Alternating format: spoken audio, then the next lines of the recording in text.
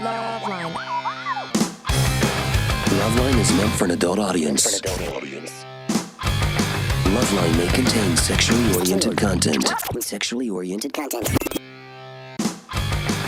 Listener discretion is advised. This is LoveLine. LoveLine. With Adam Carolla and Dr. Drew. Yeah, LoveLine. I'm Adam. That's Dr. Drew. Phone number 1-800-LOVE-191. Dr. Drew, board-certified physician and an addiction medicine specialist. Wow. Yeah. Well, I'd been swallowing that part, and I decided to work on my addiction. Huh? Ironically, I turned the word work into worse. And addiction into diction. Into diction. Did I do it that time? Yeah. No, you were very clear. Thank you. Mahalo. Tonight, we were supposed to have, What's-Her-Nose from Elizabeth What's That Harnoy. Show? Yeah. Point Pleasant. Which is Lauren's favorite show, too. Oh, it is? My wife's favorite show. It's Lauren's favorite show. Something happened. Rained. Something. It rained in San Diego, so they couldn't film yesterday. They had to film today. She got stuck down there. All right. Rescheduling. Wants to reschedule. Yeah. Wanted to come in on Wednesday, but that's hot heat night. That's right. And then she goes back. So, I don't know. We'll dig her out. Hopefully, the show won't get so hot. She won't get so big that we get her on the show real soon. And look at me, Drew. I dressed up. You did. I knew an attractive woman was coming in.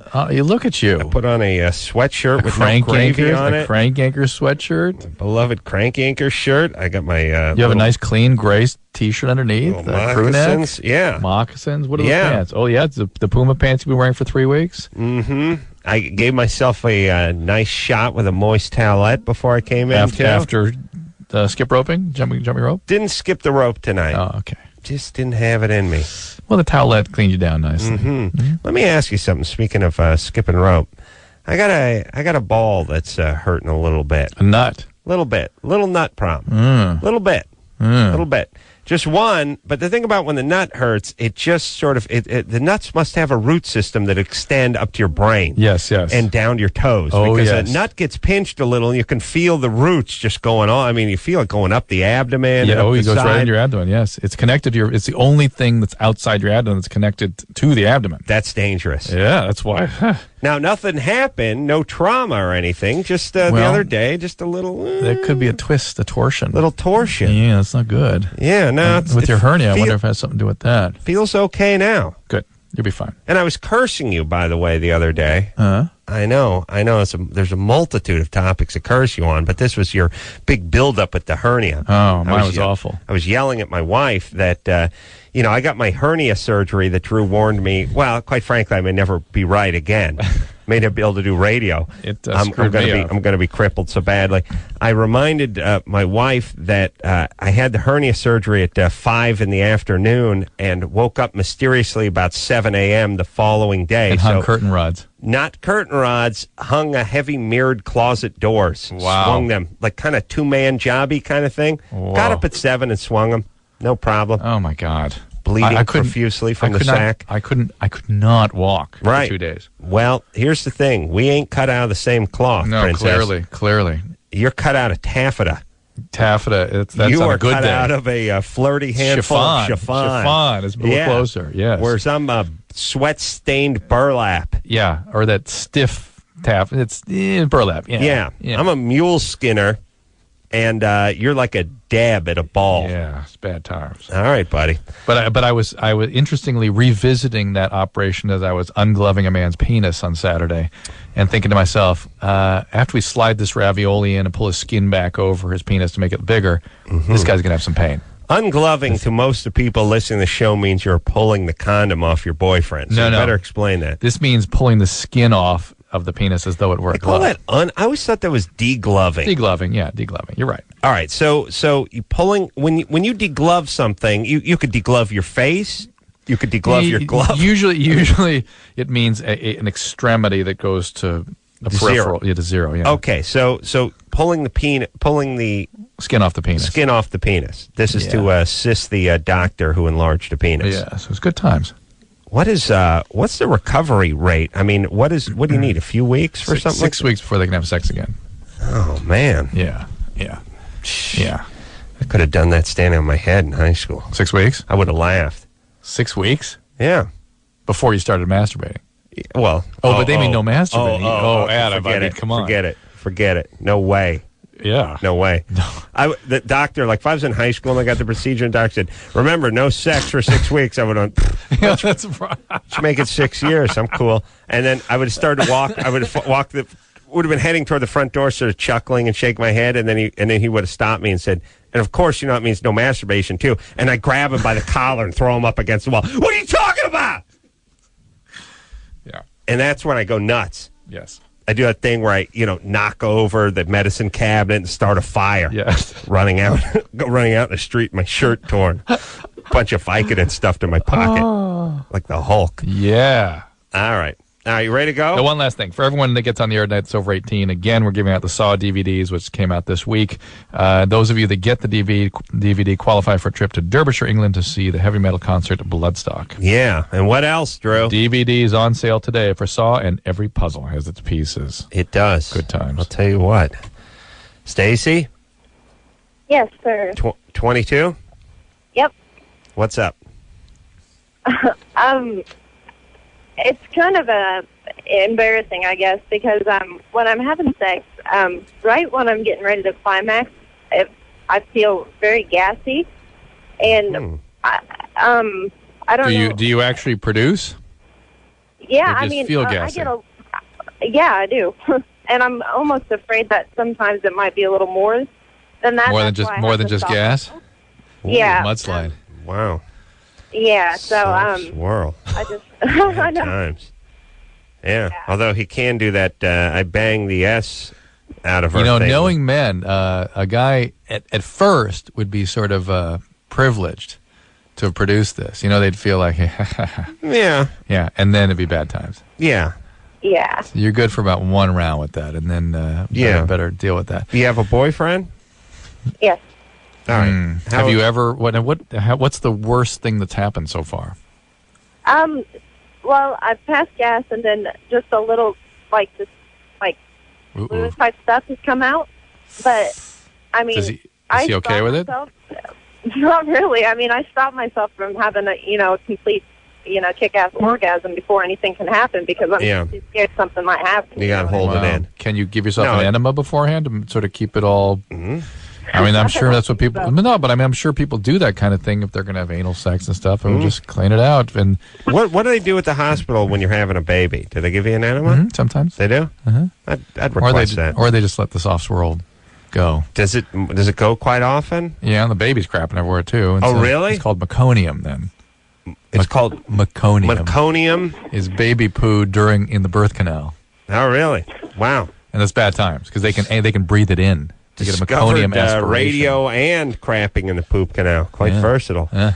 So, wait a minute. The baby craps in the birth canal? That was Marconi, not Meconi. I don't know. I think it's the same dude. The same guy. The guy's got range. That's all I'm saying. Listen, Drew, coming out of the birth canal squeezes the child. Yeah, and so the child's like toothpaste, right? Yeah. How often, and Drew, be realistic here, and if you don't know, tell me, but how often does that happen? I believe that meconium is not uncommon at all. The problem is that they get involved in meconium and aspirate it and stuff. That's when there's a problem. Yeah, I know, but this happens... The meconium aspirations are pretty uncommon these days. But this happens through 50% of the births, 20% of the births. Sure I can't give you that number. You never really see it in the movies.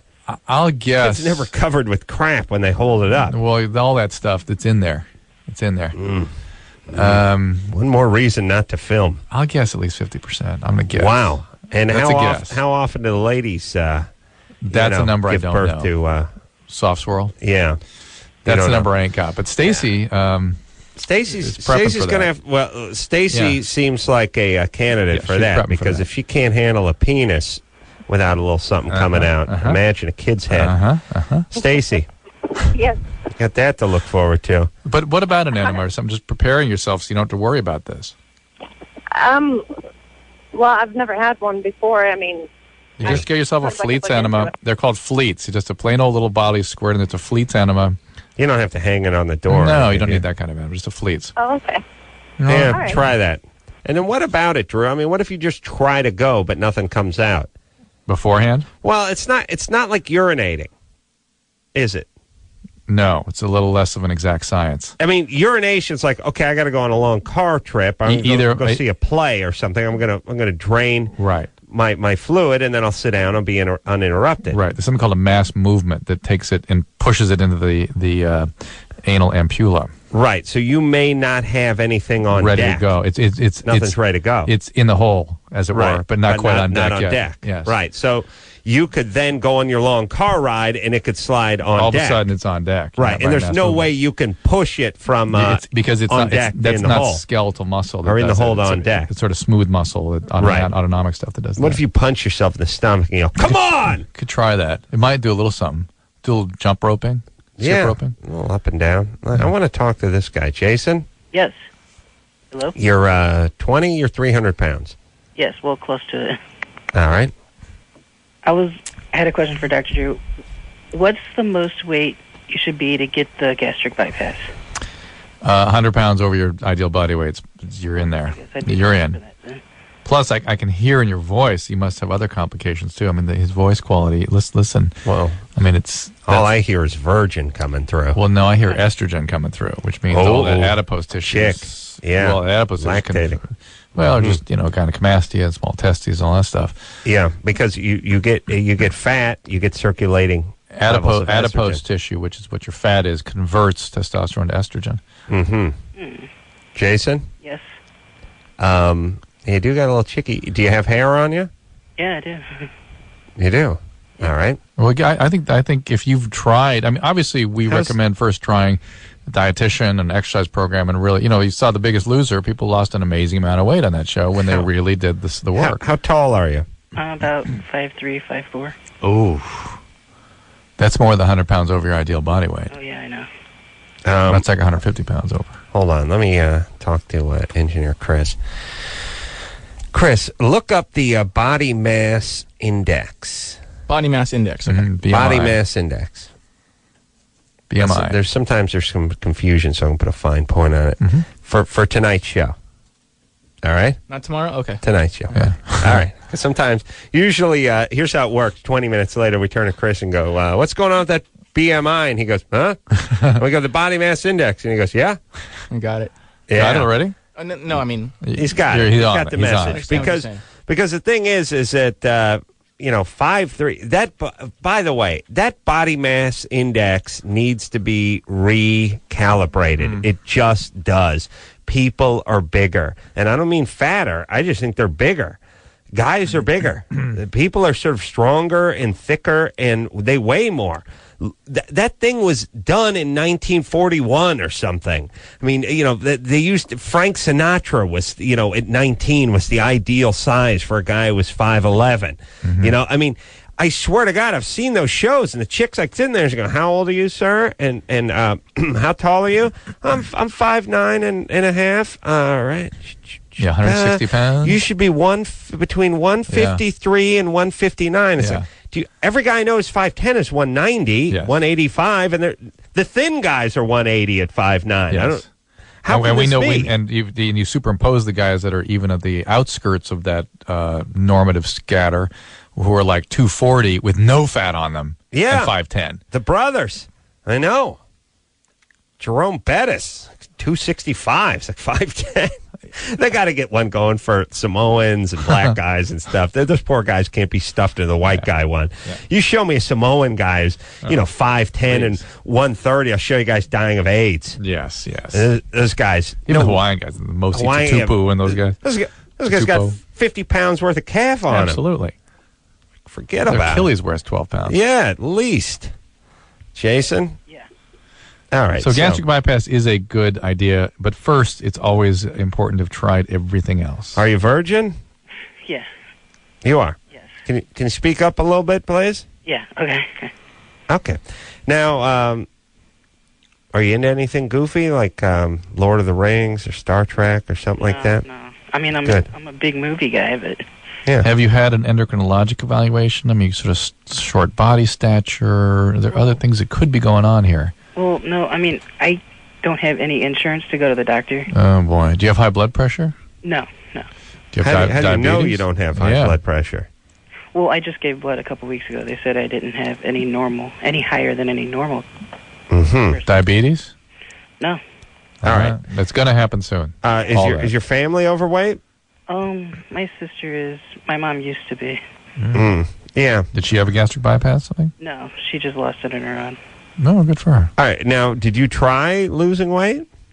I've tried off and on and just gave up.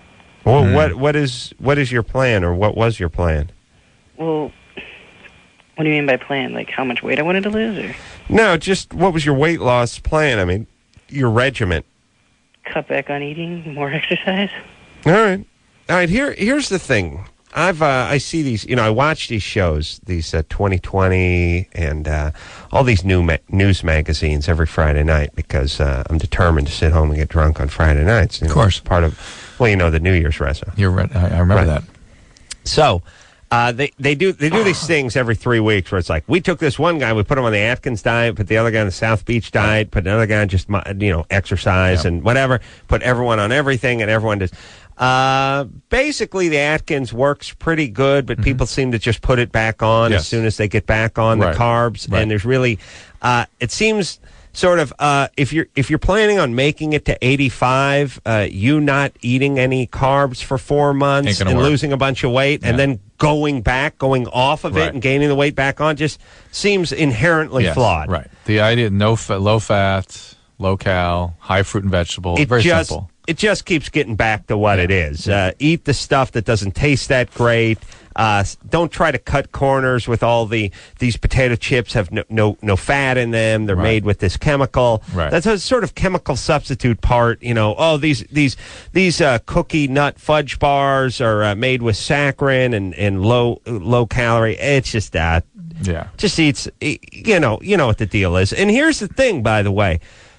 Not that bad if you do it right. I mean, actually, you start not liking the very, very rich stuff. Well, it tastes. It's not. It's like. If you do, I mean, like if you think about it. I beg your pardon. Try to talk all right. Here's the thing. You can. That's great producing. Yes. She's holding a picture up that says Saw. sell the Saw DVD. You already did it. Hey, here's the thing. You can have yourself a nice piece of fish and some broccoli or some asparagus or something like that. Put a little butter, a little lemon, a little whatever stuff. Really, I mean, you can sort of have your cake and eat it too. Pardon the pun, except for you can't really eat your cake, but health. Go make yourself a nice steak and have some broccoli. It tastes good. It's better than the weird sort of Weight Watchers linguine with clam sauce made with Allegra. That's right. Or Lestra or whatever the hell that Allegra. stuff is. That's something else. Yeah. But you know what I'm saying? Yes. Just go get yourself a piece of fish and some broccoli. Put a little lemon on it. It's not bad. That's right. All right. And then you got to go do some exercise. Well, that's the key, by the way. And that's about it. That's it. That's about it. And look, you know what you have to eat. It's got to. If it tastes a little, and you got to watch your portions. You You got to be a little bit hungry, and all right. So you can't be stuffing yourself all the time. All right. Let's go to the candy machine. All right, Chris, what do you got on the body mass index? I have it right here. You do. Yes. All right, male. Well, no, it says height in inches and stuff. Yeah. Okay. Yeah. They have They have to have males, though, right? It doesn't say I think you're looking for ideal body weight, which is different than body mass determining index. your body mass index. It's a little different. That's a calculation. Well, what do you have? All right, so what do you got? What's the height in inches? All right, let's go 5'10" we've been using. All right, that's 70 inches. 70 inches, okay. Yeah, 72 is 6 foot. Yeah. That's 70 inches. Does it give you a weight for 70 inches? Yeah, for what age? Let's say 25. Or between 25 and 30 or something like that. But there's no male-female distinction. That's good. There's no male-female distinction? Same It'd be way? like 174. For a male. It doesn't determine male or Let me female. go over there a little bit. Right. True. Hop on over to the computer, would you, buddy? Yeah. And punch Chris, if you would. All right, I'm going to get back to the phones over here. Let's see. Inverted uterus. I don't want to talk to her. 300 pounds. Wants to have sex. Germany or Florida? Drew, you can play that from over there. Lauren? Yeah. Yes. You're 29? Yes. What's up? I've got a piece here. It's entitled, Honey, Remember to Turn on the Rooster Booster. Mm-hmm. All right. Is that a Germany or Florida? Yes, it is. All right. Go ahead and give us our Germany or Florida. Before leaving on vacation, a couple set up a loudspeaker and timer with the sound of a crowing rooster to blast their neighbors every morning. Mm-hmm. Yeah, nice. After complaints, police obtained a warrant to enter the house and discovered the gear with the speakers aimed at the neighbors and rigged to a timer. Mm-hmm. The apparatus switched on between 2 and 4 o'clock in the morning and produced a rooster crowing at an enormous volume. Mm-hmm. Mm-hmm. This would last for 20 minutes with breaks in between, police said. Mm-hmm.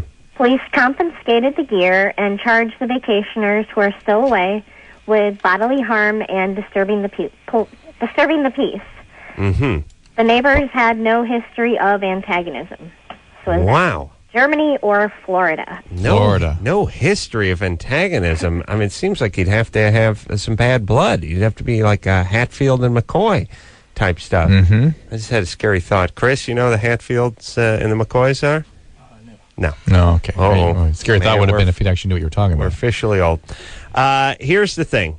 Feels Floridian, although where do Floridians go on vacation? You know what I mean? You're already living in Florida. They went on vacation. Rooster thing. Germans aren't this inconsiderate.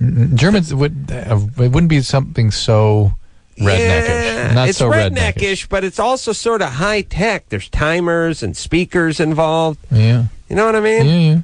It feels Florida to me. Feels Florida to you? Yeah. All right, we're going Florida. It's actually Berlin, Germany. Oh my God! Wow, uncomfortable. We're gonna have to edit that out of the show. Thanks, Lauren. Yeah, sorry, you won't be able to hear yourself. Yeah, and hi from the Razor. What's that? And hello from the Razor. Oh, okay. What does that mean? I have no idea.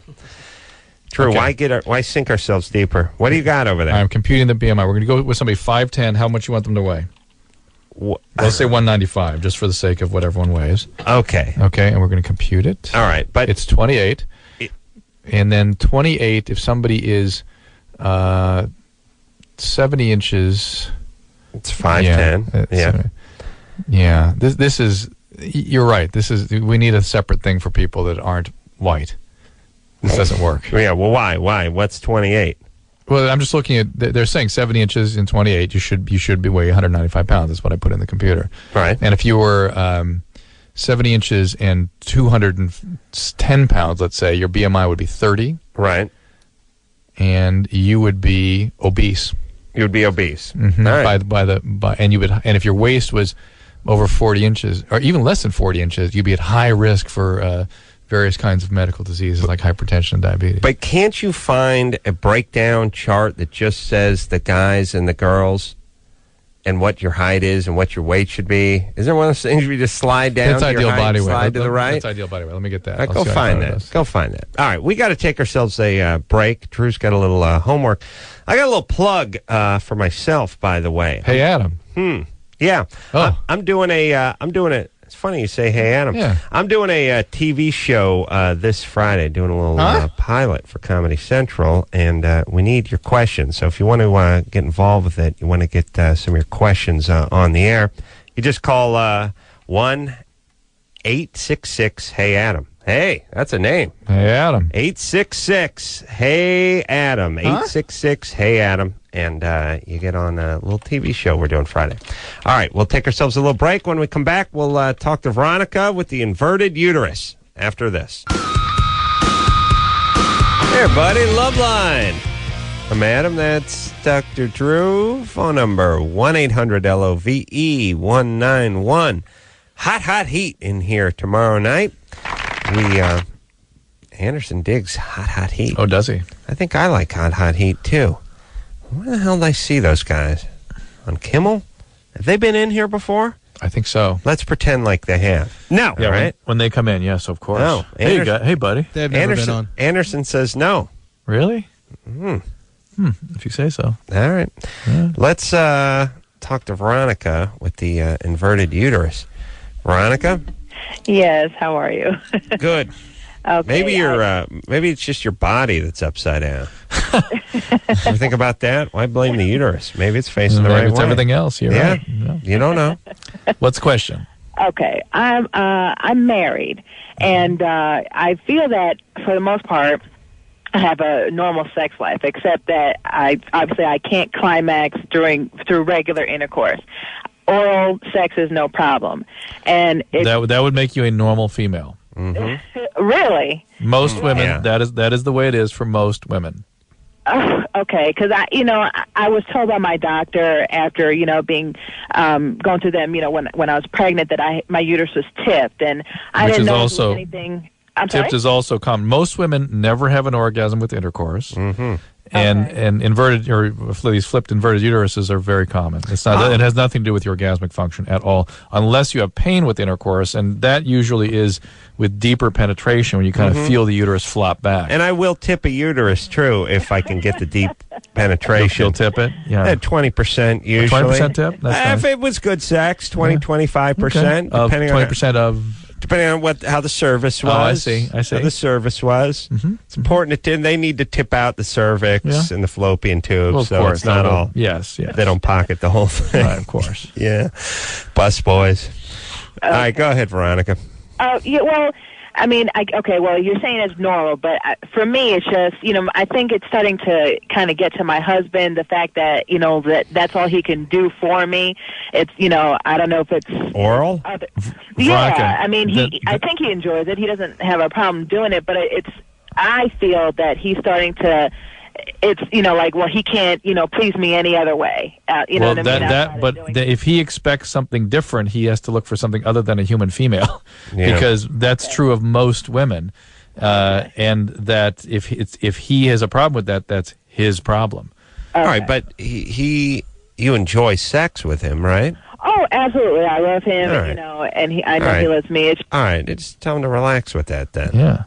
He's getting frustrated. I don't trust these guys where the woman's orgasm sort of becomes their orgasm. Right, it's like their quest. Right. It's their holy grail. They feel betrayed if the woman disappointed, a little angry and resentful. You know what I think it is? I think the guys feel that, well, somebody's done that to her, or somebody should be able to do that to her. Therefore, I got to be the one before somebody else gets there. Yeah. You know, I kind of think it's sort of a territoriality impulse, which is, I got to be the one to give her this. For me, it's like decorating a condemned building. Like, I don't have to try anymore. It's good. This thing's coming down. It's over. It's over. There you go. It's done. Now let's get on with it. None of them are coming back. That's it. They're all gone. It's a good time. That's for me. It's like, hey, pressure's off. You're not going anywhere. Yeah. It kind of reminds me of high school. Where are you going? Yeah.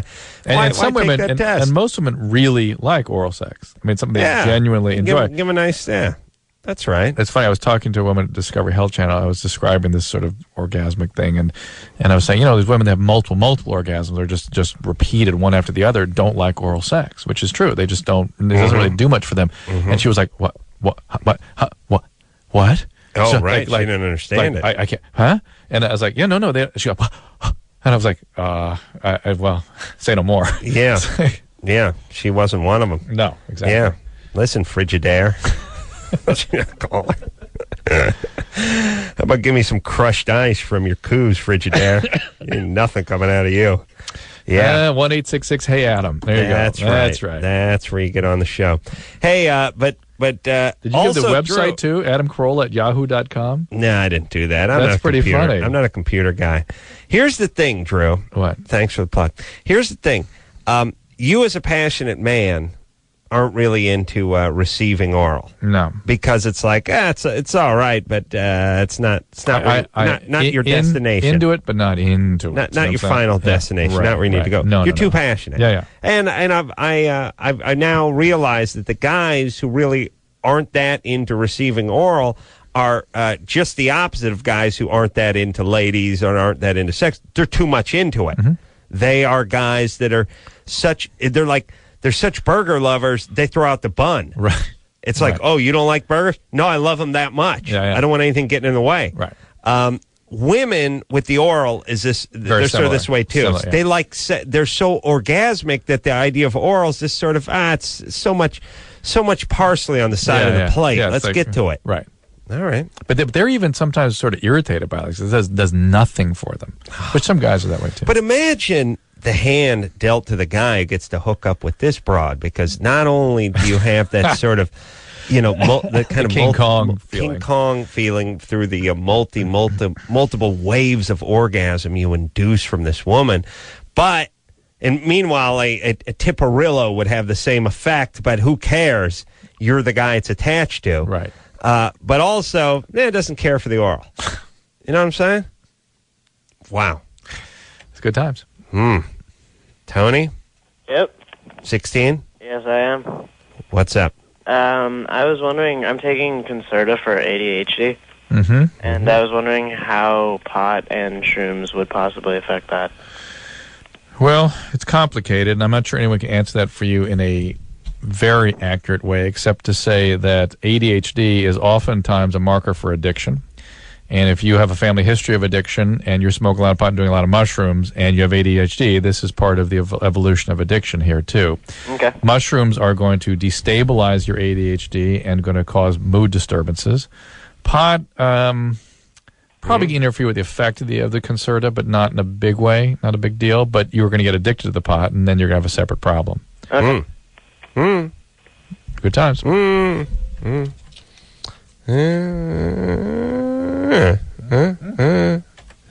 Aaron? Hi, guys. Hi, Aaron. I talked to you guys about a month and a half ago. I don't know if you remember. I was in the penis soccer ball. I do, and it's been too long, brother. Yeah. I missed you. I went to the doctor, the urologist, like Drew told me to, and it turned out one of my nuts had died. Yep, I told you. And they scheduled me right then and there, and I had it taken out a couple days later. It had died because you waited too long to get to the hospital to get help? I assume so. When I had talked to you guys, it had happened. I think about 10 days beforehand. Yeah, that's too long. And what happens? Blood supply gets cut off, or what? Yeah, it just crushed. That's what they told me. Yeah, the blood supply gets cut off. Wow. Yeah. And I was wondering, Drew, if you could tell me a little bit about prosthetics. I don't know much about them. I know I've seen people with them. I had a patient that had an acrylic prosthetic once, and I know they have various kinds of latex prosthetics, and usually they put them in, I thought, at the same time as they're getting rid of your testy. They didn't give you kind of option like that? No, they just wanted to get it out right away. Yeah, it can be a problem. Yeah. Well, and what they probably have to send away to Germany for the nudicle. Nudicle. Well, they had those things for dogs. Yes, you're right. I imagine it's the same technology. Yes, makes sense. Although you definitely want to step up to the St. Bernard. Of course. And the Newfoundland types and not the lap dog types. Yeah. You know what I mean? Yeah. As long as you're going, you go big. Yeah. Aaron. Yeah. Well, that's rough, number one. Number two, so you don't need both your nut balls, but he wants just for appearance's sake. I understand, but now the only thing, you have two, you can get along with one, but you can't get along with none. You got to protect the one you got now, right? Soccer's over. Yeah, I don't think I'll be playing much soccer now. No, from now on it's just freestyle skateboarding where you do a lot of rail work. Okay. Yeah, like those guys who go down those staircases on the railing.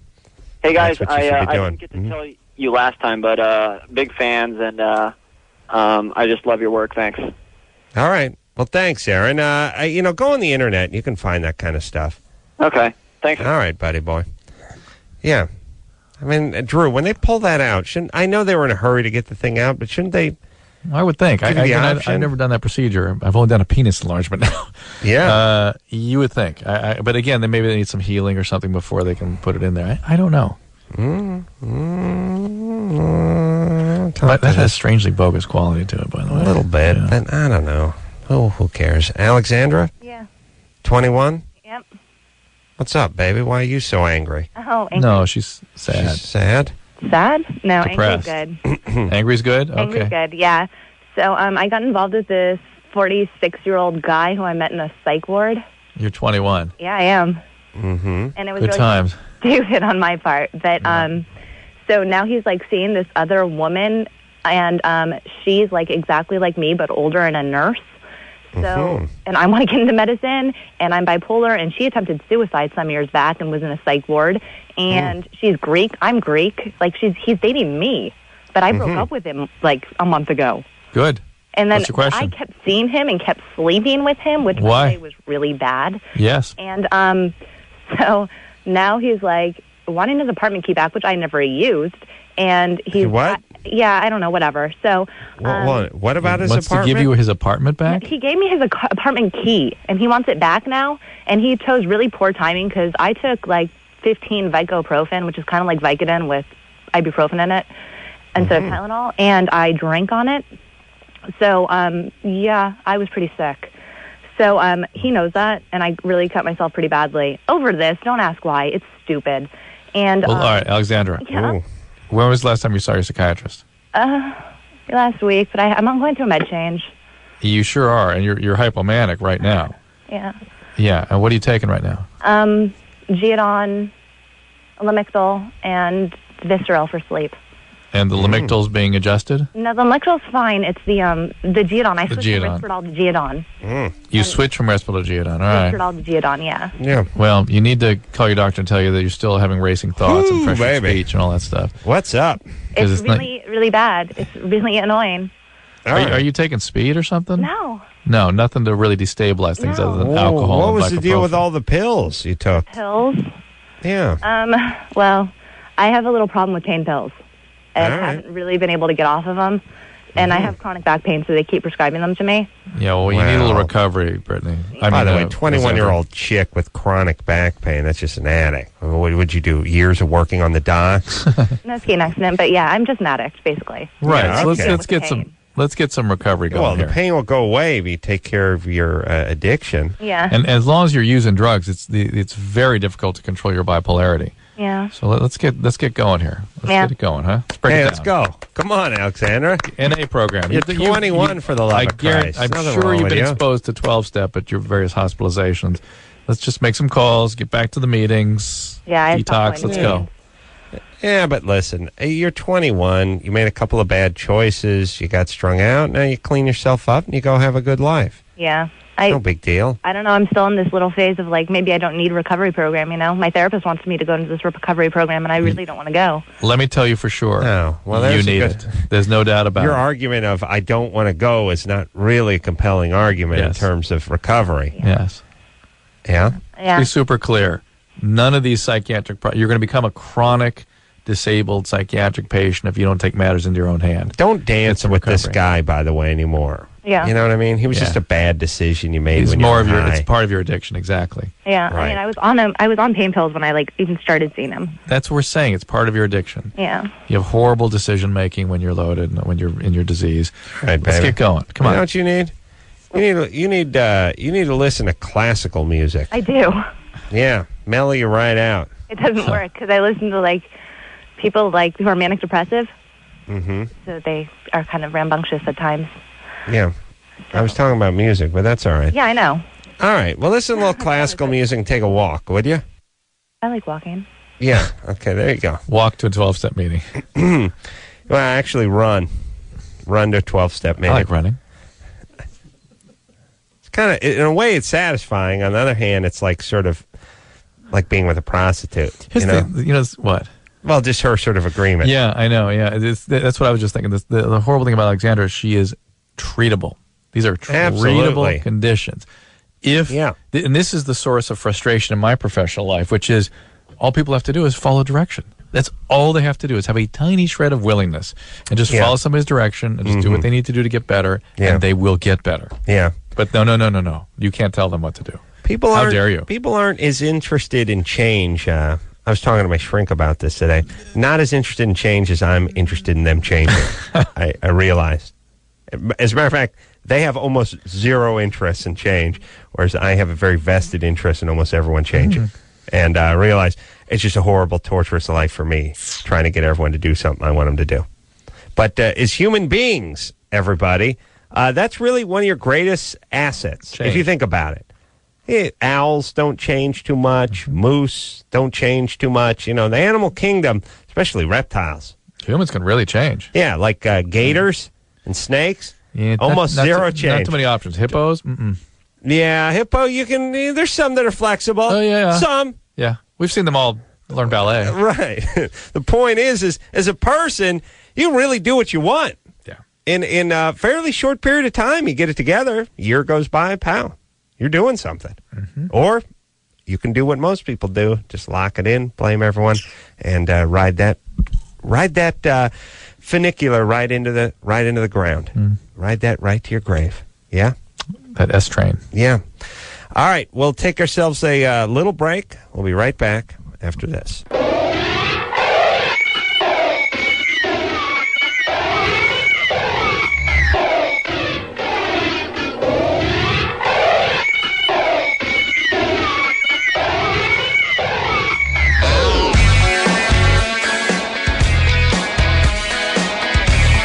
Hey, everybody. LoveLine. I'm Adam. That's Dr. Drew.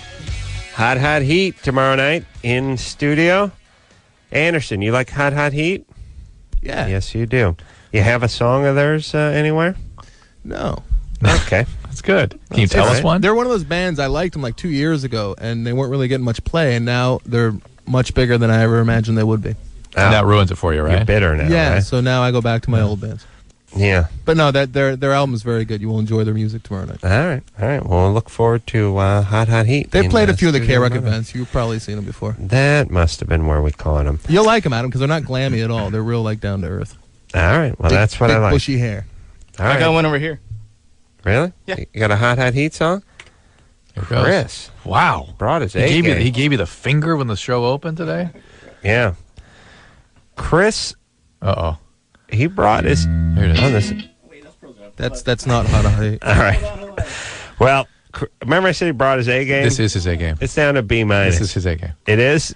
Okay. This is his A game. Yeah. If it was your C game, you'd kill yourself, right? This is it right here. This Hot Heat? This is Bandages by Hot Heat. Yeah. Hey, Chris, why don't you give a little dedication, send this one out. Like, this goes out to Anderson from LoveLine. Yeah. You're gay. Yeah.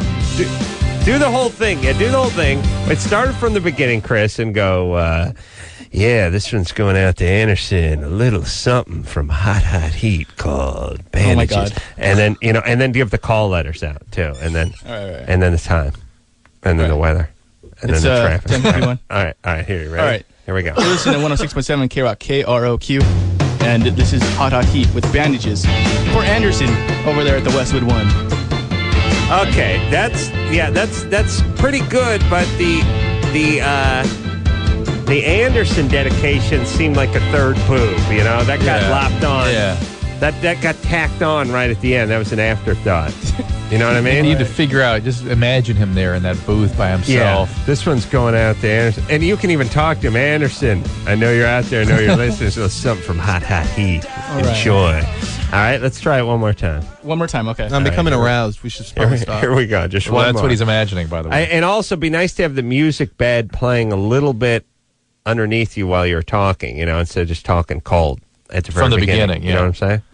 All those call letters and Look things. for a bed, yeah. No. Play, the Hot Heat. Not the bed, the Hot Heat. All right, you ready? So cue the music up first.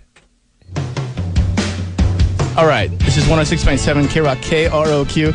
And this goes out to Anderson over there at the Westwood One. This is Hot Heat with Bandages. Okay, all right. We could clean that up in editing a little, and I think we could make it work. It's okay. Yeah, that was solid. Okay. All right, Anderson, wherever you are, buddy, that one's going out to you. A little Hot Heat. All right. Let's take a break. Pot yourself down now.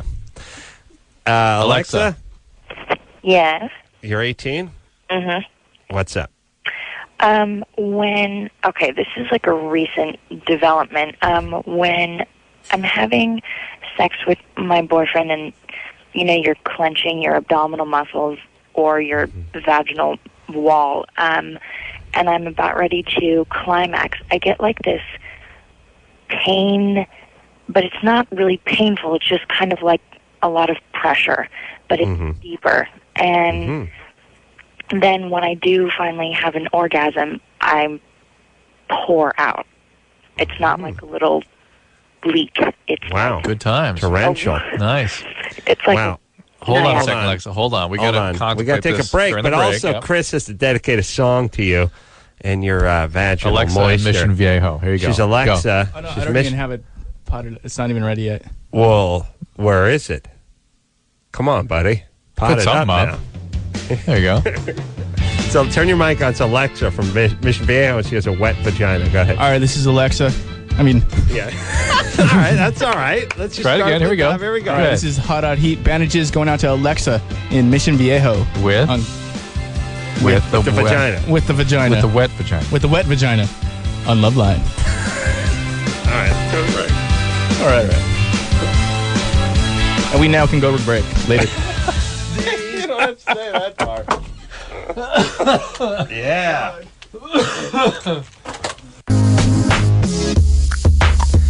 Yeah. LoveLine. That's what I'm talking about. Phone number 1-800-LOVE-191. Okay.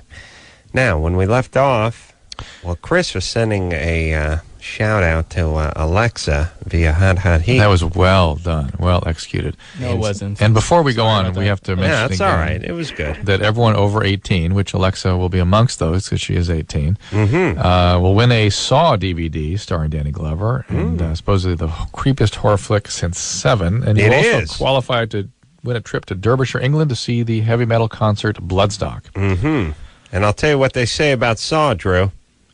Every puzzle has its pieces. That's what they say. That's what they say about Saw. Alexa? They also say seesaw. Yeah. Yeah. Hi. Alexa? Yes. All right. So you, when you orgasm, a lot of fluid comes out of you. Yeah. I'm very interested in the way you describe that buildup because I'm not sure anyone has truly studied carefully where an ejaculate comes from. There's confusion about whether, with females, whether it's from the Skene's glands or the Bartholin glands or even from the wall of the vagina or maybe somewhere in the uterus, or is all this really just some urine? It's very difficult to say. And in your case, you feel something building up. You can feel the fluid coming in. Well, that's what I'm wondering is where it all is. I'm thinking, where the heck am I storing all of that? Well, it's like a man with the prostate gland and the seminal vesicles. Men produce a lot of fluid too, and your glands are just, rather than focus, sort of concentrated in one area, sort of spread throughout the vaginal wall and around the vulva. How much do you figure comes out of you? Oh, maybe, I don't know, 4, 5, 6, 7 ounces. A lot. But then again, I don't really measure it, so I don't know. 6 ounces. Let's think about this. 6 ounces would be, hold on a second, like enough to fill a bowl. Yeah, women have, well, most people exaggerate. I like the way 5, 6, 7, 8, 10, 14, 85 ounces. I know. Eventually, I was going to stop her before she got to a 55-gallon drum. She got several 100,000 ounces. Yeah, I mean, here's the thing, everybody. You take a cup, coffee mug. Coffee mug holds about 8 ounces. You fill that coffee mug about, a half an inch from the top. That's about 6 ounces. And all I'm saying, and as I demonstrate on LoveLine, the TV show once, take that coffee mug and knock it over or just when it's full. Just spill what's on the top. Just slop a little on the top. Yeah. It looks like a lot. It looks like a lot. So it's really more like probably an ounce or so. Ounces. But still a lot. Still enough to ruin a comforter. Sure. Or make it, well, that's the thing. When I do ejaculate, I can notice a difference when I've had a lot to drink, like a lot of fluids. There's a lot more when I'm hydrated. It kind of makes sense, right? And that's true of anything. How about you pack some sawdust in there? I understand. Drink it up. I thought it was also kind of curious that you had never had this happen before with previous partners? Well, no. It's the same partner. I've only had one partner, my boyfriend that I'm currently with. I see. And so this guy does this for you. Is it, did you ever give him a dusting during the oral? A dusting? Well, dousing. Oh, and he's giving the oral. You Yeah. give him a dousing, yes. Yeah, just give him a shot of wiper spray. Oh, this would not be wiper spray. This would be more like wiper pour. Really? Yeah. Wow. Well, like that's an enemy. Yeah. When prior to him, he's the one who I lost my virginity to. But before him, we had done other things, but he's the only one that has ever made me ejaculate this much. Maybe he's just special. Okay. Well, that's great if he's listening. Us. Yeah. No, what was my question? My question, thanks for the long-winded non-answer, but my question is you ever give him a shot when he's doing oral on you? When I can't hold it in anymore. So you have so the answer to that is yes? Yes. Sorry. So he's taking a dousing. Mm-hmm. It's all right. And so you have this ejaculate whether you're having oral sex or intercourse. Mm-hmm. All right. Okay. That's you. That's all. It's good times. She's, by the way, she's off my 69 list. Really? Yeah. You wouldn't like that? No. Ironically, well, there was 69 people on it. Actually, we're down to 68 now. Yeah, she's off the list because you'd get a detached retina with this one. Mm-hmm. She says it's not like a spray; it's like a hose. Mm-hmm. Comes out with some force. power. Yeah. Well, if you think about it, that region is pretty powerful. Oh yeah, those muscles can contract. I mean, is that part of birthing? Uh-huh. So I mean, those are pretty involved and evolved muscles. Uh-huh. I mean, they're strong. Oh yeah, maybe some of the strongest. Yeah. All right. And when they start squeezing on those glands with real force, I mean, they can fire stuff out. Mm-hmm. Someone's got a question for Drew about surgical penis enlargement. Mark? Hey, guys, what's up? What's up? Not much. Yeah, I heard you guys talking about it a couple days ago, and really pretty interested in it. Mm-hmm. Why? Why? Well, I'm not real sure.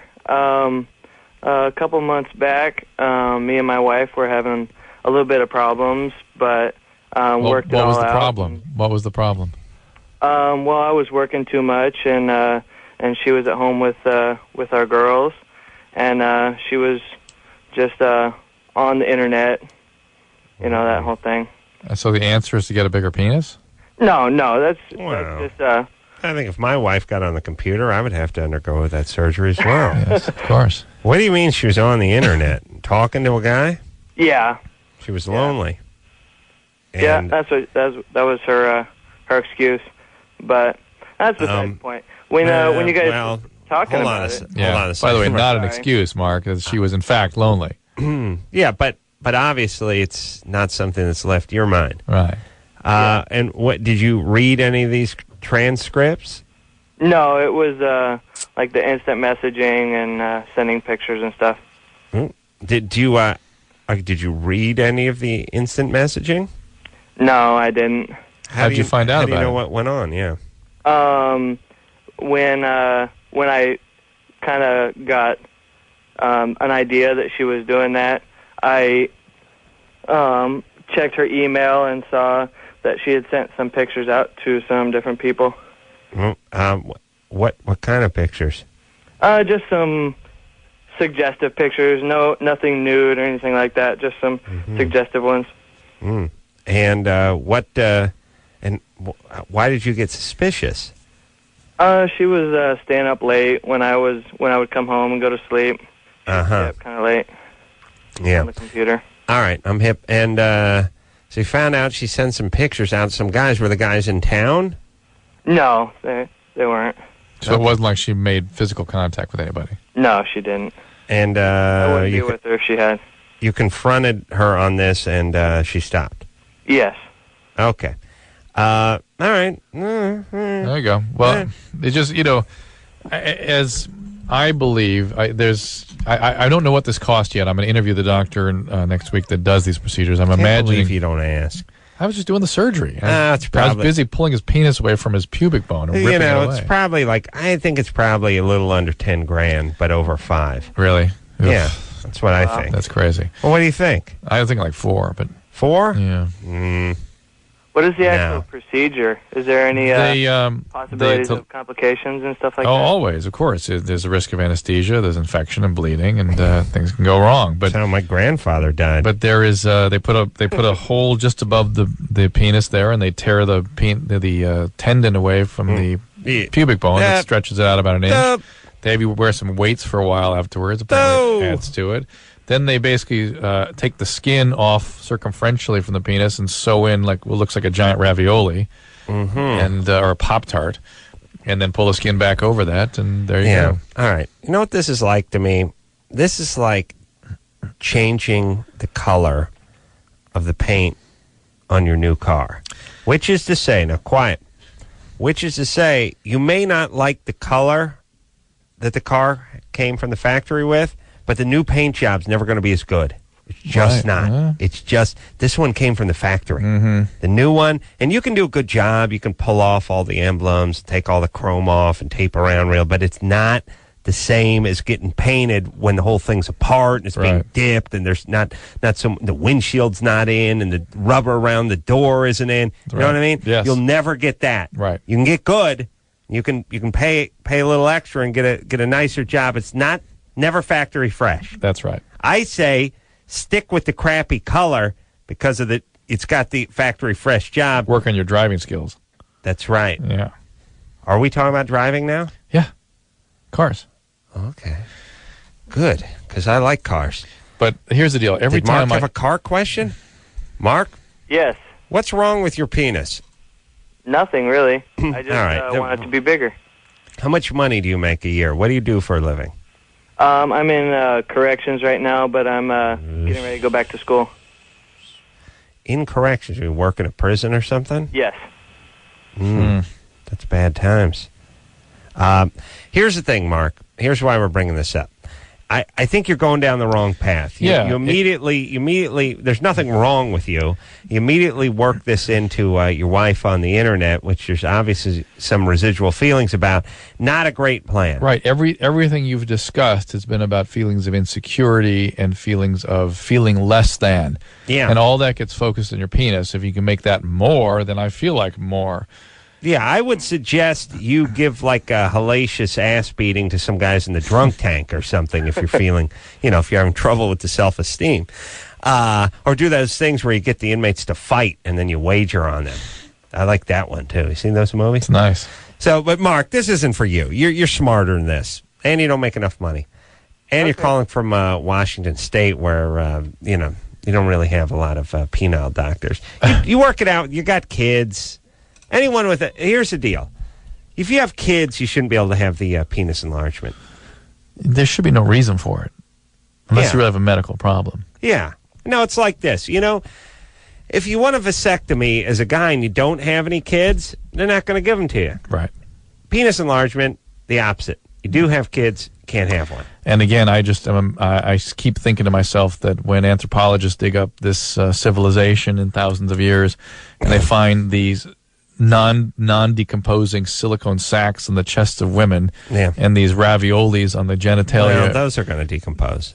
Probably, you're right. But still, if there is some remnant, they'll find some organic material that doesn't fit with the DNA of the deceased.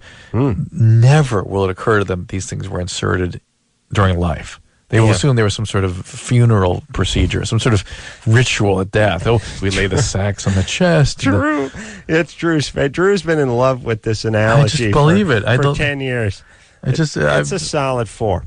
Here's the thing, Drew. They're going to know all about the boob jobs. They're gonna be more into it than we are. Well, that's what I was thinking. Maybe they'll perfected it.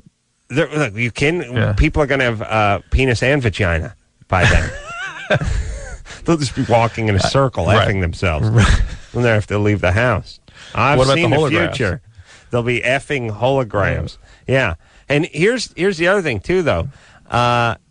Pretty soon when people are getting cremated and you got the silicone sack in you or the whatever sack in you made by DuPont, isn't there going to be some sort of EPA problem with that?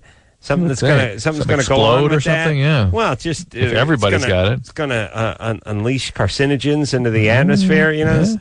First-rate killer. Yeah, the guys that are working at the crematorium are going to, you know what I mean? Yeah, sure. We'll have to get on the company that makes those. Right. All right. Where are we? We'll get the attorneys on that to protect the consumers. Here's the thing. All law enforcement guys are not all. 80% of them got a little something cooking. Little energy. A little something going on. And they always have kids. And they always have families. Always.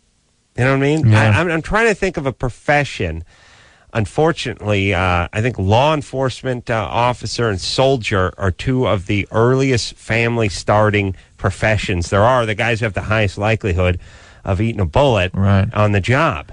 You know what I'm saying? It's interesting, yeah. You never hear about something where, like, Officer Rodriguez was shot by gang members in South Los Angeles. Thank Christ he was gay and a bachelor. You never hear that. Right. So he was survived by his 26 children, 14 grandchildren, and 9 wives. Right. He was 24. He was...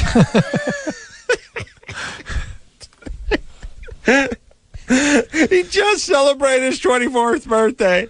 Oh, we have one of his 28 grandkids to comment on it. I mean, there's never a cop who dies that doesn't leave behind. Hey, by the way, these guys too, are it's like he has a 19-year-old, a 17-year-old, 16-year-old, 4 12-year-olds, and a newborn, and one on the way. Right. He was 21. Right. Yeah, it's like, what? Right. Where are all these kids coming from? Yeah.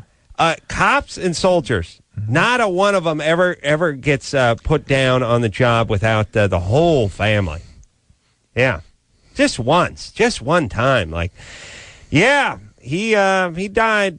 Confirmed bachelor, though. Thankfully, he liked the ladies maybe too much. Well, that's part of what happened. Never could settle down. Called him Officer Pullout. Never used backup when he went in with into a warehouse after some perps, but always used the morning after pill when he was with a slut. There you go. Yeah, no kids, thank Christ. So anyway, he'll be missed, but again, not by that many people. Not a tragedy like could have been worse. Could have been worse. All right, single guy had himself a 1-bedroom. I think it was a bachelor apartment.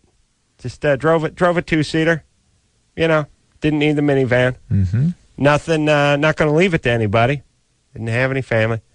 Just, kind of lone wolf type. Did his own thing. Kind of like, remember Laverne and Shirley? Remember the big ragu? That kind of guy. Like that. There you go. He was that way. Perfect. Nice guy, but just, didn't have family. As a matter of fact, if I went into law enforcement, I would never get married. I would never have any kids. That would assure me of a long career. No, it's true. I'd be like, once the wife gets pregnant or you get a couple of months away from retirement or whatever, that's the time. That's where tragedy strikes. Yep. You know? Yep. All right. Work that out. Blake? Hey, how's it going? You're 18? Great. Yeah. What's up? I was wondering how much alcohol is too much in terms of frequency? Mm-hmm. I drink probably 3 times a week, probably about 6 drinks. Mm-hmm. Well, it's not. You can't really define it by frequency. It's really defined by consequences. Mm-hmm. What's a drink? What's your drink? I'm pretty down with Guinness. Drink Guinness, and when you say 6 drinks, you mean six beers? Yeah. 6. They got like the tall boys, right? Like the 16 ounces. No, 12 ounce. So 12 ounce. Yeah. 6 of those of Guinness. 3 times a week. Pretty much. By the way, that is like just eating a sack of flour. Yeah. I mean, I couldn't imagine. Yeah. That is impossible. Thick stuff. Yeah, you're in, Blake. You're in. You've crossed over. Well, this isn't going to stop by itself. Here's the thing. Blake's 18. He's 18. He's breaking the law. Oh. He's. From a medical standpoint, this is vastly too much. It is. Ugh. Really? But there's not all that much alcohol. I guess Guinness got a 12 little ounce more. beers. Are you kidding? That will accumulate neurological damage eventually. Really? Over time. Yeah, 40 years. But no, you could do it in 10 years. Here's the thing, too, though. A 6-pack 3 days a week. See, 3 times a week. We don't believe him. We believe it's 7 or 8 beers, and it's 4 times a week. Yeah, and if it's not now, it will be in a few months. Yeah, it builds For up. sure, yeah. It builds up. Now, when does I got to know for my own personal safety, when does the booze start screwing with the neurological stuff? Because they always do that. A glass of red wine with dinner is good for you. Yeah, good for your blood. It's actually hard to tell this because old people, if they drink so much as a small glass of wine, you can start to see cognitive impairments. Yeah, well, my mom thinks she's the life of the party. No, but I don't mean intoxication. I mean that things stop working. I mean she turns into a retard. Yeah. I think probably 2 glasses of wine. After that, perfect. You're in trouble. Perfect. But in the tumbler, right? No, I mean, I think you get more than about a third of a bottle. You're looking at bad times. More than a third of a bottle? Yeah. There's only 4 glasses in a bottle, There's 5 to 6 usually. Is there 5 to 6? There's 4 big ones, yeah. 2 small glasses, you're fine. Blake? Yeah. All right, buddy. Well, maybe you're drinking a little too much for an 18-year-old. Yeah, you have alcoholism in your family. No. You must. You must. By the way, where do you get money at 18 to buy 3 sixers of Guinness? That's expensive beer. It is. It's a little too expensive, but I seem to find the money. Okay. Well, you're proud. That's important. What's your ethnicity? I'm Caucasian. Where are your ancestors from? Why can't people answer that question? They're Norway and Germany. The Norwegian family, is there anybody heavy drinking in there? No, actually, none of my family drinks. No. All right. Is there a reason they don't drink? Are they Mormon, clergy? Pioneer. No, nobody has any real reason. They just don't drink. Nobody's alcoholic. Where do you? It just has to be there. You have to look around. Where do you do your drinking? At home or are you partying? Oh no, I don't drink alone. Just at parties. Go to parties 3 nights a week? Yeah, pretty much. All right. Well, enjoy it. All right. What does that mean? I don't know. Blake's a dick. Yeah, Who cares? no kidding. I don't know. What do we care? Just go drink. You get that sociopath feel? Well, he's a dick. I mean, guys are dicks. 18-year-old guys are dicks. You know, it's what it is he's probably good looking. He feels invincible. You do whatever you want. You drink as much you want. You F whoever you want. You do whatever you want. And slowly time melts away. And hair starts falling out. And teeth get bad. And you get a gut on you. And then the ladies don't come calling anymore. And you get grounded. But, you know, when you're riding high, well, enjoy yourself. He should start trying his family of origin because there has got to be Who alcohol. cares? Let him do what he wants. I don't care. This Blake, just stay. He's calling from Denver. Just stay in the Denver area. We got enough dicks out here. We're top heavy with dicks. We should have a dick sale. We got so many dicks in this town. You know what I mean? We're moving our dicks. We can't have a parking lot sale. The 2004 dicks, we ordered too many. Now we got to move them. Dick clearance. It's dick dealing days. Oh yeah. Dick dealing days. Wow. Now that's a good FM jock name. Hey everybody, Dick dealing days. Play the oldies right here on 93 The Arrow. There's a little something from the Doors. And you tell them Dick dealing days sent you. Yeah? Good times. It's good, yeah. I could even play a little hot heat. Oh yeah. Cue that up, Chris. See him spring into action there? Yeah. Like a cobra, this kid. Oh, look at that. Like a dead cobra. Hey, everybody, it's Dick Dealing Days coming at you from the mighty KROQ. It's 106.7 on your FM. I'll tell you what, 11:22 after 11. That's some hot heat coming. We're going to be in the studio tomorrow night. Look forward to these guys. This one's going out to my buddy Anderson back at Westwood One. And enjoy. Yeah, see? That's how it goes. Good job, buddy. Yeah, he's going to go out to commercial, no? Oh, we could have gone to commercial. Yeah. All right, let's try it again. This time we'll go to commercial. All right. I'll give myself a fictitious AM station. All right? Yeah. All right. Hey, all the little dazed and confused fans. Dick Dealing Days out here on 93.1 AM. That's KHJ. Play the oldies all the time. 11:23 after 11 o'clock. A little something from hot heat spinning your way.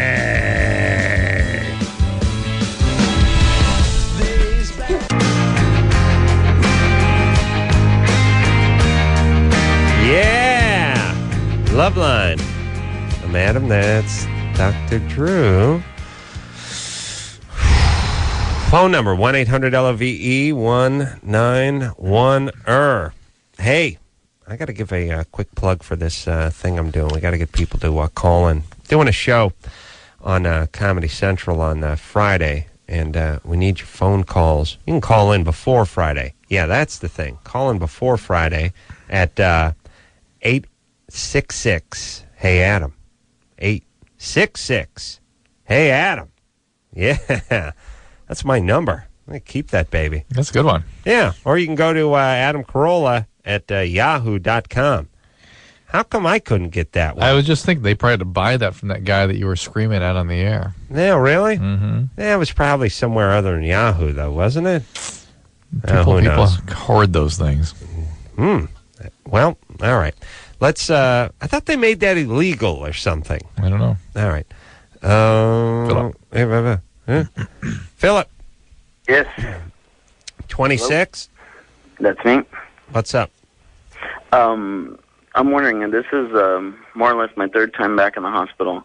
I've been diagnosed with pancreatitis right now. I have a pancreatic cyst, but the thing is, I don't drink, and I'm just wondering, does this happen to anyone young, under the age of 30 or anything like this? All right, hold on. So you're in the hospital right now? Oh, yeah. Okay, pancreatitis is inflammation of the pancreas, where the pancreatic enzymes get out into the tissue of the pancreas and start dissolving it. Well, obviously it happens. Well, but wait, hang on a second. When it's acute, which does happen from people who drink heavily, it can be dangerous. People can bleed. You can actually turn your pancreas into a big abscess, and that can be a life-threatening problem. Other causes of pancreatitis, other than alcohol, is things like birth control pills, medication, high triglycerides, and stones. So I imagine you've had an ERCP and you don't have stones. Is that right? No stones. Okay. And what he has now is something called the pancreatic pseudocyst, which is a giant... That's exactly what I have right now. Are they going to drain it? They can't. It's too large. It's about 4 inches round. Well, sometimes they sort of drain it to the stomach. But anyway, be that as it may. What you have is something called chronic recurrent pancreatitis or calcific pancreatitis, and that alcohol will induce that it starts a process where the pancreas just becomes inexorably inflamed and calcifies, causes horrible pain. Well, he doesn't drink, though. It's chronic.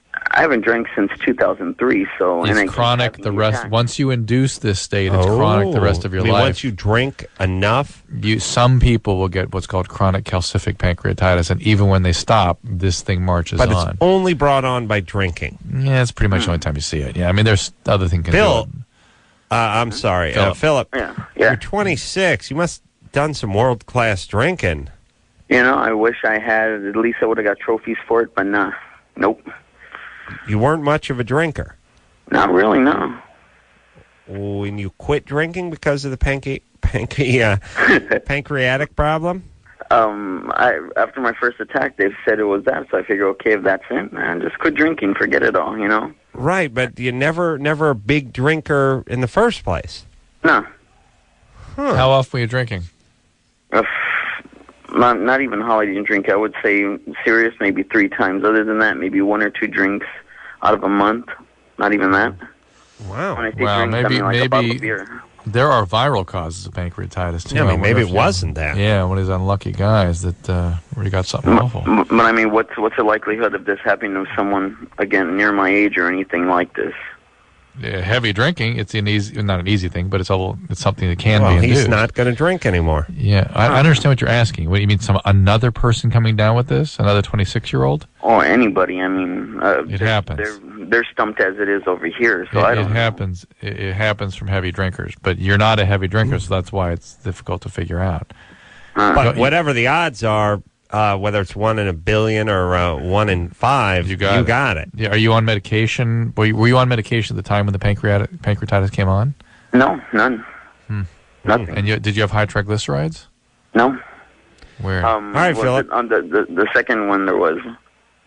When you got the pancreatitis, then the triglycerides went up. Yeah. The first attack, the first hospital just kind of said it was a drinking, and that was it. So, but the second hospital I went to, they took a little more time out, and that's what they said that it was. They told me to change stuff in the diet, again, no drinking, and I stuck with that. All right. And now I'm back here because they missed that I had a cyst inside. So yeah, well, that happens just with the chronic inflammation. But have you had an endoscopic? What do they want you to change in your diet? No fats. Oh yeah, because it aggravates. Stimulates the pancreas. Mm-hmm. And did you have what's called an endoscopic cholangiopancreatography, where they look up, they put a little tube up there and light your pancreas up? Was it going through the mouth or the other end? through the mouth. Yeah, they did that. They put a stent in there to open up the duct, and they said that should help, but it's only maybe you had a narrowing of the pancreatic duct, which maybe caused the chronic pancreatitis. And once it gets going, it's a hard thing to stop. So that maybe is it. So they put a stent in there, a tube in there to open it up. Good times. Yeesh. You need your pancreas? Yeah. It's where your insulin is made, all the hormones that regulate blood sugar metabolism. What if you don't have a pancreas? Cholecystokinin, the things that cause the gallbladder to be released. What if something happens to your pancreas? You're in bad times. Oh, really? Yeah. Can they transplant one? Yeah, there are transplants. Oh, there? Mm. Let's talk to Bill. Got a little Germany or Florida for us. Germany or Florida? Yes. Yes. A disgruntled bank janitor rented a backhoe and used it in an attempt to rob his place of employment. When he got to the bank, he proceeded to rip into the ATM with the backhoe. He was apprehended shortly after he demolished the ATM, thanks to a witness down the road who phoned the authorities after seeing him. What's a backhoe? Yeah. What's a backhoe? I'm not quite sure what that is. Like a tractor kind of thing? Right. Yeah. It has those big yeah, okay. That's a big digging clam on it. Yeah, okay, got it. Come on, buddy. All right, that sounds Florida to me. Everything sounds like Florida. But the ATM and the backhoe and the disgruntled. Florida. Florida. Feels like Florida, Bill. You feel like Florida. Ace man, you're right. It's Florida. Yeah, that's right. Yeah. We're 100% tonight. Bill, where are you from? No, we lost the first one. I'm from Illinois. Didn't we lose the first Germany or Florida? Wasn't that Florida? That was from Germany. I edited that part out. Oh, did you edit that out? Yeah, that's gone. Great job. We're 100%. Edit the part out where I said we lost the first one, too. 100% tonight, Drew. Do you hear me? It's nice. You know what 100% is? Why did he edit that out? It's 10% more than 90%, which is pretty damn good. It's 11:35, 35 minutes after the hour. Yeah, Dick Dealing days. That is a great jock name. All right, Bill. Bill? Yeah. What do you do for a living? Something around metal? 18. No, actually, I'm a student. He's at high school. Where do you go? Where? High school? Yeah. But you're one of these guys who has your own ride and possibly your own mustache, right? Yeah. That's a little goatee, too. Oh, really? Yeah. You got a goatee in high school, huh? Yeah. That's big time. And you have a car? Yeah. But it's a crappy American car, but you think it's cool? It's a 1987 Mustang convertible. Shocking. That's a crappy American car that you think is cool. All right, you got the 5.0, buddy? No, it's a 4-cylinder. 4-cylinder. Ooh, that's a lot of muscle there. That's rough. $400. All right. You paid $400 for it. All right. Seems too much, but no. All right, buddy. You work on it. Yeah. You got to. You got to learn how to wrench when you got a $400 car. All right, buddy. And the chicks dig it because they like the rag top in Illinois. Yeah. All right. It's got to be tough during the winters, though, right? Yep. What part of Illinois are you calling from? I'm calling from Mascoutah, Illinois. Mascoutah. No, well. Pretty tough, though. The winters get down. They get down pretty low in Mascoutah. The Mascoutah Indians. Yeah. Tough tribe. Tough tribe. All right, Bill. Where are you going after high school? Well, thought I'd take a break and then try and go for a local college. Don't know which one yet. Local college. Junior. That's a nice euphemism for junior college. We call that junior college around here, buddy. Yeah, I don't plan on going there. All right. Well, you want to go to a 4-year college? Yeah. Like which one? Mascoutah State? Northern Illinois? I guess. All right, buddy. I guess. Let me explain something, though, for those of you who are seniors in high school and there's 3 months left of school. That I'm going to a 4-year school, but I haven't taken the SATs. My GPA sucks. I've not done anything. Why don't you go raise the Titanic while you're at it? You're not doing anything. Taking a break. But here's the good news. You got the bad goatee. You got the 87 Stang with the 4-banger in it. You're going to fit right in at the junior college. Yeah. You will. That's the good news. You will be there'll be a sea of him. Oh, you'll be like MacArthur returning to the Philippines. You'll be a champion. That you will be with your people. See what I'm saying? CO Bills. Yep. Yeah.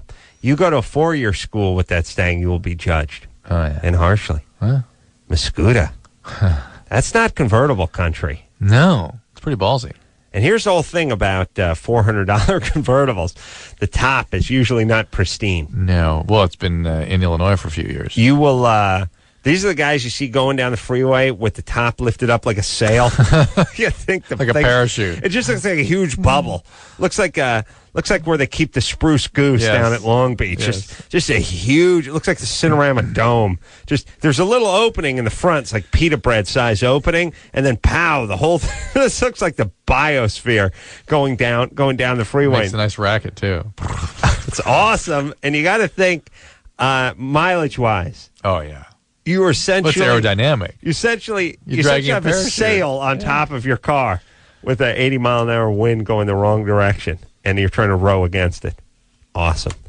All right, let's take a break. Yeah. I bet it's a white convertible top, too. Ask him. All right.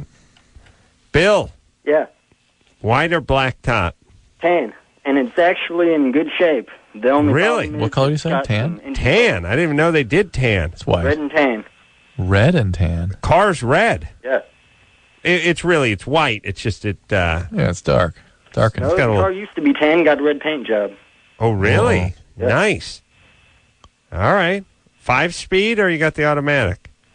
It's an automatic. Oh, wow. Really makes that 4-cylinder come alive. Yeah. All right, buddy. All right, listen, enjoy yourself. You too. This is a man, by the way. This ain't the little faggotinos your kids go to school with, Drew. This guy's got a goatee. He's from Porgistan. But what was that thing that he opened his call with? I don't know. He opened it up like a bad Martian drop. But this guy's got a goatee. He's got a $400 car. He wrenches on it. Ain't no figure skating for him. No piano lessons. His car's 15 years away from the advent of the airbag. Not even close. Know what I mean? Yeah. He barely has that third brake light. Barely. Just got under the wire for that third brake light in the back. You know what year that was? 86. 86? Yeah. Wow. 87, 86, 87. Yeah? Wow. Seems like it was brand new item for you. That's right, like buddy. Coming on 20 years. Yeesh. All right, let's take a break. When we come back, we'll speak to Jeremy. Had excess veins in his testes 5 years ago. We'll talk to him after this.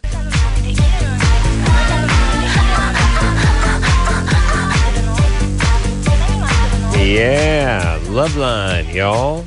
I'm Adam. That's Dr. Drew. Let's get to the phones, Drew. Let's do. See what we can do to help the kiddies, huh? Perfect. Let's talk to this poor SOB's been on hold for 65 minutes. Gilbert? Snoring, sleeping. Hey, what's up, guys? Oh, there he is. What's going on, Gilbert? You're 21. Yeah, I'm 21. And I would like to know what are the options or the procedures of getting a circumcision? Mm-hmm. I don't understand what you're asking. Well, you can get one at your 21 years. You go to a urologist and they do a circumcision. Circumcision is the procedure. Well, he wants to know recovery time, maybe money. You know, how much? All that type of info. Yeah, well, here's the thing. I'm gonna take a few guesses. One is, I'm guessing it would be covered by insurance if you could prove you're having some sort of difficulty or some problem. Right. Okay. So unless it's just something other than a religious choice or maybe a cosmetic choice or maybe even a religious choice, you could get them to do it. Although that'd be probably a tougher sell.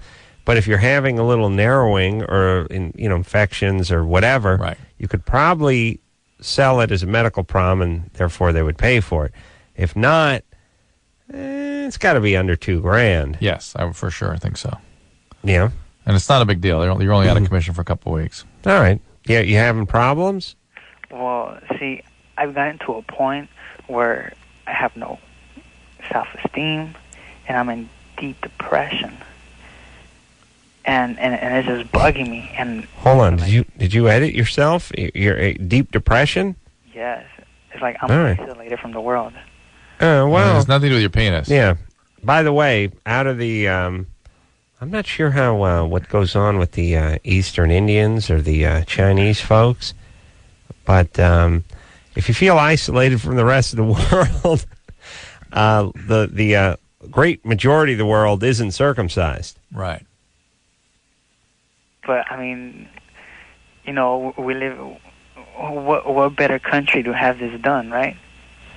Yeah, it's one of the greatest circumcision countries in the world. I've always said that. Yeah, you're still not in a huge minority having no circumcision. Well, here's the thing, Gilbert. Here's what we're getting at. If you're doing this for emotional reasons, that may be something you might want to look into. Right. It might give you some relief for a short period of time, but you're still going to be back in the same stew. If you're having some sort of physical problems, that's another issue. But it sounds to me like you're depressed and you're blaming your foreskin. Right. You feel ashamed. You feel low self-esteem. So if you fix that, you'll suddenly feel like a... Yeah, something else is going on with you. Yeah. You need if you want to work on something, work on getting a good job and building, you're like a girlfriend and a decent job away from, feeling retaining good. your foreskin. Yeah. Well, Gilbert? Yes. Well, actually, because I have the privilege of living with both my parents, I feel as if I have a duty to act, a saint. And because of that, I abandoned everything that I enjoyed. And now I'm in this position. What the hell does that mean? I have no idea. That's the riddle. Gilbert, what did you abandon that you enjoy? First of all, the career choice I made. Which was what?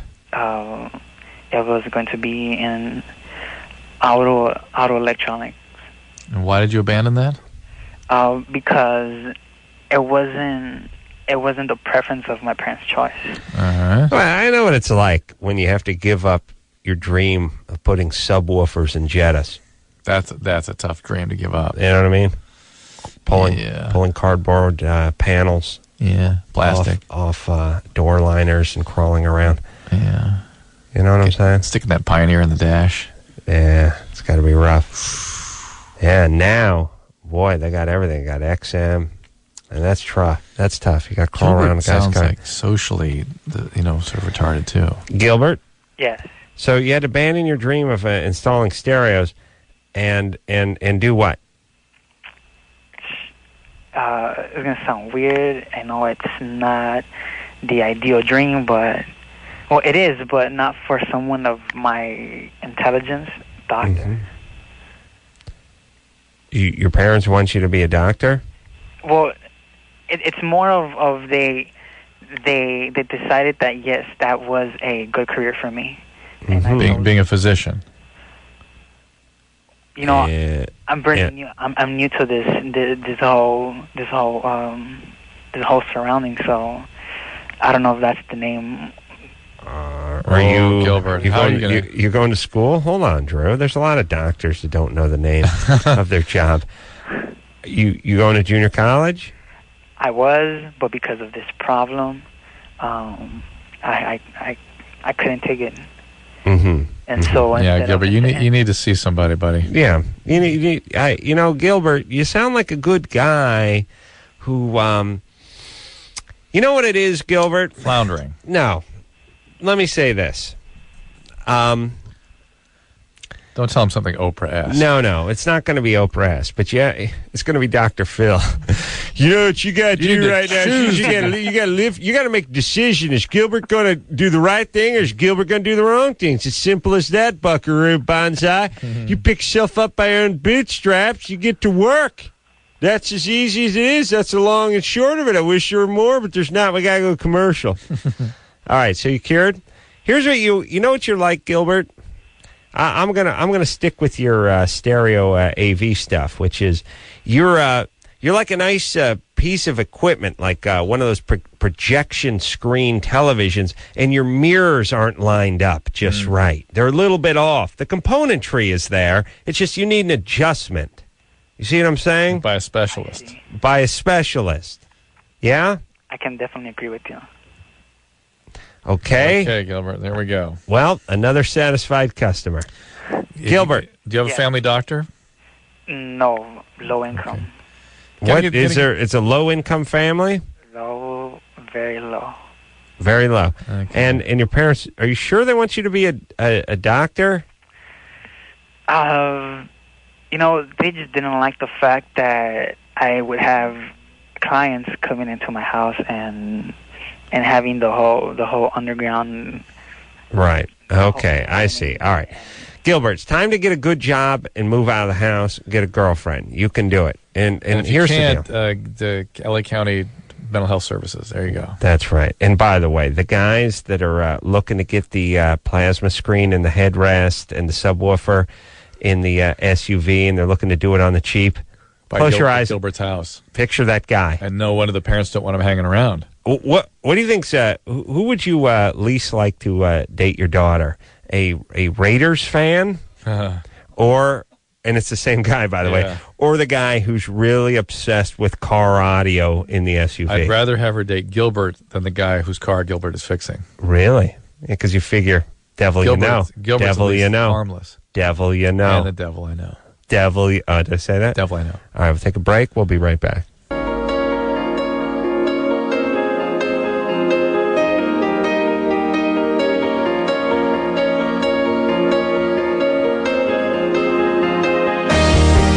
Hello? Yeah. Well, that's it, everybody. Hot heat in here tomorrow night. Thanks for listening. And until next time, this is Adam Carolla for Dr. Drew saying mahalo. This has been LoveLine. LoveLine. The opinions expressed on this show are not necessarily those of the staff, management, sponsors, or this station. The producer for LoveLine is Ann Ingold. LoveLine is a presentation of Westwood One Entertainment.